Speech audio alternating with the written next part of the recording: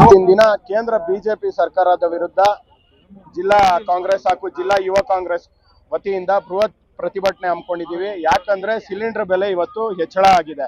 ಗೃಹಿಣಿಯರಿಗೆ, ಜನಸಾಮಾನ್ಯರಿಗೆ ಇವತ್ತು ಬರೆ ಮೇಲೆ ಬರೆ ಆಗ್ತಾ ಇದ್ದಾರೆ. ನೋಡಿ, ಇವರು ಏನಂತ ಹೇಳಿ ಅಧಿಕಾರಕ್ಕೆ ಬಂದ್ರು ಅಂದ್ರೆ ಕೇಂದ್ರ ಬಿಜೆಪಿ ಸರ್ಕಾರ ಹಲವಾರು ಆಶ್ವಾಸನೆಗಳು ನೀಡಿದ್ರು. ಬೇಟಿ ಪಡಾವ್, Beti Bachao, Swachh Bharat mission, make in India, one world one tax, ಈ ತರ 100 ಸ್ಮಾರ್ಟ್ ಸಿಟಿಗಳು ಮಾಡ್ತೀವಿ ಅಂತೆಲ್ಲ ಹೇಳಿ ಇವತ್ತು ಅಧಿಕಾರಕ್ಕೆ ಬಂದು ಎಲ್ಲಾದ್ರಲ್ಲೂ ವಿಫಲ ಆಗಿದೆ. ಇವತ್ತು ಬಿಜೆಪಿ ಪಕ್ಷ ಹೆಂಗಾಗಿದೆ ಅಂದ್ರೆ GPA ಮಾಡ್ಕೊಟ್ಬಿಟ್ಟಿದ್ದಾರೆ. ಯಾರಿಗೆ? ನಮ್ಮ ಅದಾನಿಗೆ ಮತ್ತೆ ಅಂಬಾನಿಗೆ ಪಕ್ಷನ GPA ಮಾಡಿಕೊಟ್ಟು ಇವತ್ತು ಪಕ್ಷ ಅವ್ರದ್ದು ಏನು ರಾಷ್ಟ್ರೀಯ ಪಕ್ಷ ಅಂತ ಹೇಳ್ಕೊಳೋದಕ್ಕೆ ವಿಫಲ ಆಗಿದೆ. ಯಾವ್ದಂದ್ರೆ ಇವತ್ತು ನಾವೇ ತಗೊಳ್ಳಿ, ನಮ್ಮ ಕಾಂಗ್ರೆಸ್ ಸರ್ಕಾರ ಏನ್ ಗ್ಯಾರಂಟಿಗಳನ್ನ ಹೇಳಿದೀವಿ ಅದನ್ನ ನಡ್ಕೊಂಡ್ ಬಂದಿದೀವಿ. ಇವತ್ತು ಆ ಸಿಲಿಂಡರ್ ಕೊಳ್ಳೋದಕ್ಕೂ ನಾವು 2000 ಕೊಡ್ತಾ ಇರೋದೇ ಗೃಹಿಣಿಗಳಿಗೆ ಒಂಥರ ಹೆಲ್ಪ್ ಆಗ್ತಾ ಇದೆ ಅಂತ ನಮ್ಮ ಅನಿಸಿಕೆ ಇದೆ ಸರ್.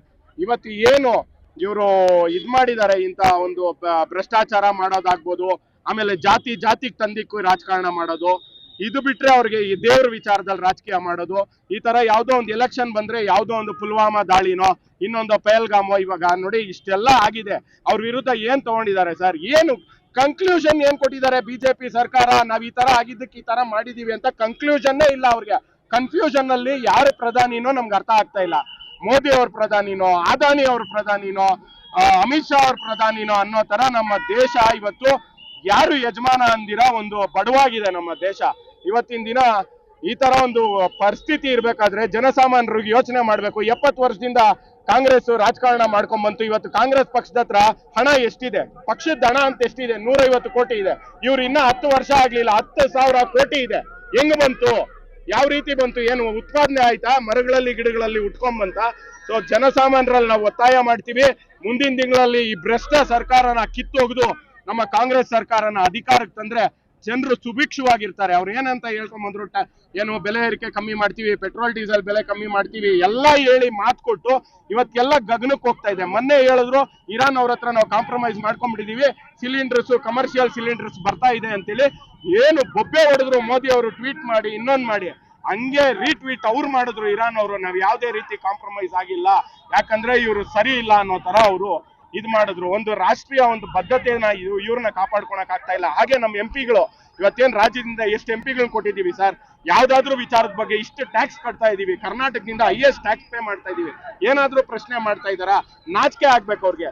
ಇವತ್ತು ಸುಮ್ನೆ ಮಾತಾಡ್ತಾರೆ ನೋಡಿ, ಅದ್ ಯಾವ್ದೋ 3ನೇ ಹಂತದ ಶುದ್ಧೀಕರಣ ನಮ್ದು ಸಹಮತ ಇದೆ, ಬಟ್ ಅವ್ರ ಪಕ್ಷದಲ್ಲೇ ನೋಡಿದ್ರ ಮನೆ 3 ಬಾಗ್ಲು ಅಂದಂಗೆ ಅವರ ಜಿಲ್ಲಾಧ್ಯಕ್ಷರೇ ನಮ್ ಗಮನಕ್ಕೆ ಬಂದಿಲ್ಲ ಅಂತಾರೆ.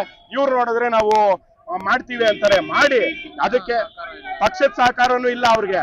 ಮಾಡೋದಕ್ಕೆ ನಾಮ್ಸ್ ಇದೆ, ಯಾವ ರೀತಿ ಮಾಡ್ಬೇಕು, ಹೆಂಗೆ ಇದು ಶುದ್ಧೀಕರಣ ಆಗ್ಬೇಕು, ಯಾರನ್ನ ಫಸ್ಟ್ ಪ್ರಶ್ನೆ ಮಾಡ್ಬೇಕು, ಇದ್ರದ್ದೆಲ್ಲ ಇದೆ. ಇದು ಬಿಟ್ಟು ಸುಮ್ನೆ ಬಂದ್ ಮಾಡೋದ್ರಿಂದ ಆತರ ಪ್ರಯೋಜನ ಇಲ್ಲ ಸರ್. ಎಲ್ಲಾರನ್ನು ಒಕ್ಕೂಟ, ನಮ್ಮ ಶಾಸಕರು ಹೇಳಿದ್ರು, ನಮ್ಮ MP ಅವ್ರು ಹೇಳಿದ್ದಾರೆ, ನಮ್ಮ ರಕ್ಷಾ ರಾಮಯ್ಯ ಅವ್ರು ಹೇಳಿದ್ದಾರೆ, ಎಲ್ರಿಗೂ ಸಹಮತ ಇದೆ.